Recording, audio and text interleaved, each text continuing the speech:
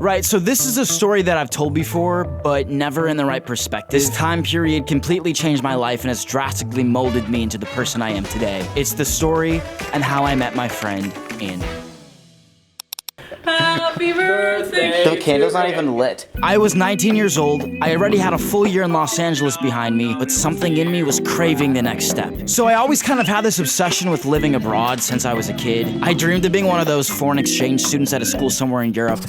But sadly, I graduated without that experience and subsequently never got to check it off my list. Cool. Hey guys. So on the last month of my year-long apartment lease in Los Angeles, I made the executive decision to leave. Okay, Luke, this is the last time you're ever gonna see Chris. But I didn't know where.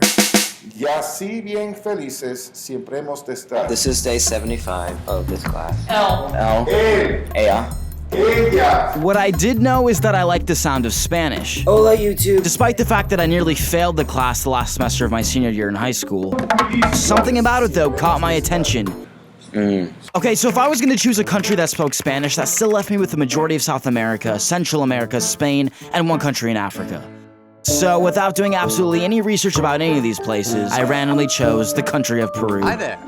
Slightly influenced by the Emperor's New Groove and the thought of it being a lush jungle paradise, even though, spoiler, Lima is a desert.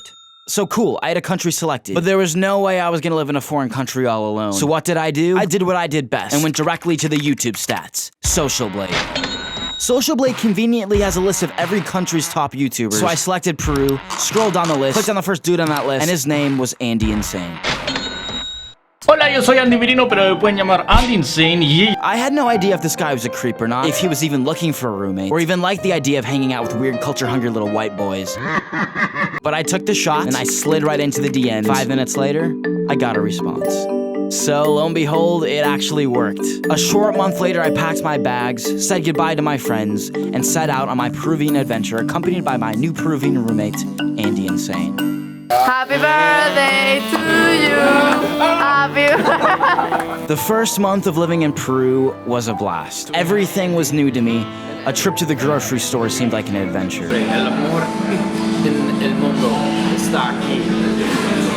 I was an American boy living the life of a native Peruvian, and I was loving it. The joy I felt being completely immersed, it was honestly the most freeing feeling that I had craved since I was a kid.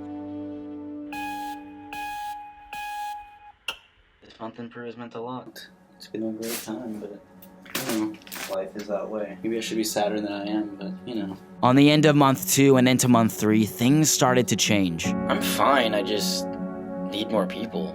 Like, I can't even communicate right. I love it here, but this transition's hard. Things started to become routine. Lima, Peru was no longer foreign to me. I never in a moment regretted my decision to move, but being so far away from everything I had ever known in a place that I couldn't even communicate in, it was hard. And if we're being honest, I think that was the first time in my life I ever experienced sadness.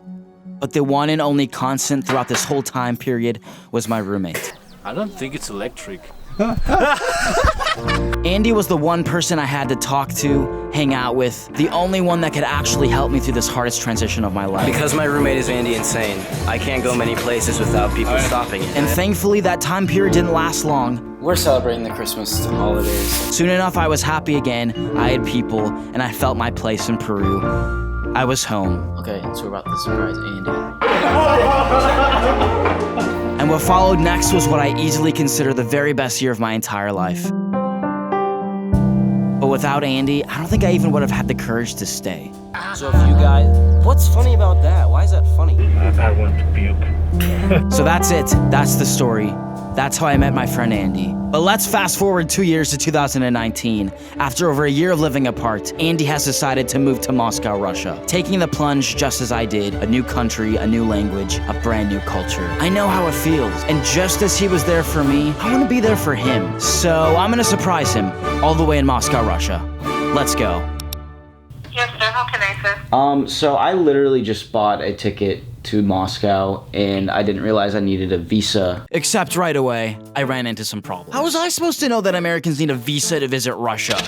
I was able to switch my flight. Now I just have to figure out a way to get a visa to Russia in 3 days. I don't know. Okay, so it turns out there's this company in Los Angeles that lets you get a Russia visa in as little as 24 hours. Let's go get a visa! It's go time, y'all. Russia Universal Services. US passport in 1 day. But in the end, everything has a solution. Or maybe I just get lucky. Look what I got. Wait for it. It's a Russia visa, dude. I'm going to Russia, dude. I packed my bag really quick, headed out the door, and I was on my way to the airport. And just like that, my journey began to surprise my friend Andy. But before Russia, I had an overnight stopover in Belarus. Good morning. It is currently 6 in the morning, and I'm about to catch a cab to the airport where I will embark on my last flight to Russia. I've come a long, long ways for this moment. And if it doesn't work, I'm gonna be extremely disappointed. So let's do it. Let's go to Russia, y'all. I had one final flight and I'd be there. It was a deeply strange feeling. So I'm here. I arrived in Russia. I can't believe it. I've been traveling for over 24 hours and I've been anticipating this moment of arriving, and I'm here. I've been in contact with Andy's girlfriend to try to figure out when the best time is to come to their house and surprise him. As I arrived, I started having second thoughts. I'm so nervous. I'm so nervous. Maybe this was all just a little bit too much. But then I remembered, I'm Luke Korns. Being extra is part of my identity. This is it. This is it, dude. Nothing was going to stop me from surprising him. I can't believe this is happening. This is so crazy. I'm lost. Hi.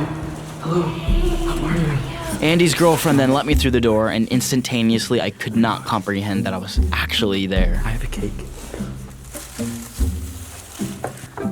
Like usual, Andy was in his room playing video games, so I couldn't have asked for a better time.